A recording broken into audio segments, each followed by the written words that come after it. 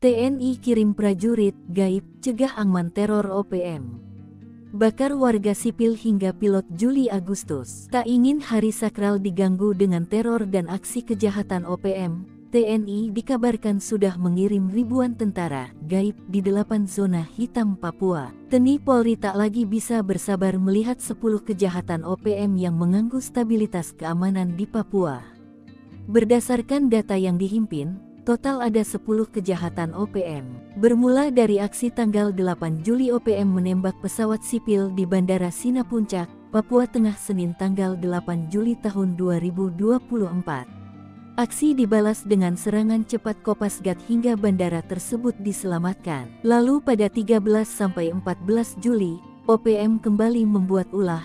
Jubir Satgas Damai Cartens 2024, Kombes Bayu Suseno mengatakan ada 12 gedung dibakar, yakni SD Negeri Okbab Kampung Borban Pegunungan Bintang pada Sabtu tanggal 13 Juli tahun 2024 dan membakar bangunan SMP Negeri Okbab tanggal 14 Juli tahun 2024. Berikutnya pada tanggal 16 Juli OPM menyerang markas TNI di Puncak, namun dibalas tembakan hingga 3 anggotanya tewas dalam baku tembak dengan Satuan Tugas Satgas Yonif di wilayah Puncak Jaya pada tanggal 16 Juli tahun 2024. Selanjutnya tanggal 26 Juli OPM memasuki distrik Yigi, Kabupaten Nduga, Papua. Menurut pengamatan personel TNI, mereka masuk dengan membawa sepucuk senjata.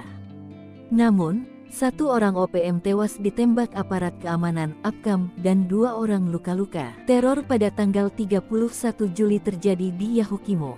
Lagi-lagi OPM melakukan aksi kriminal, melakukan pembunuhan terhadap 1 warga sipil di Yahukimo dan membakar 1 truk pada Rabu tanggal 31 Juli tahun 2024, pukul 13.30 waktu Indonesia Timur.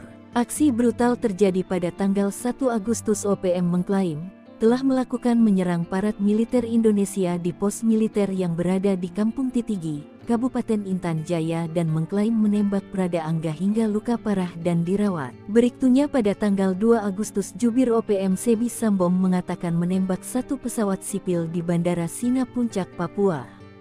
Pesawat yang ditembak itu diawaki prajurit TNI. Namun pihak OPM mengalami luka saat TNI melakukan serangan balasan.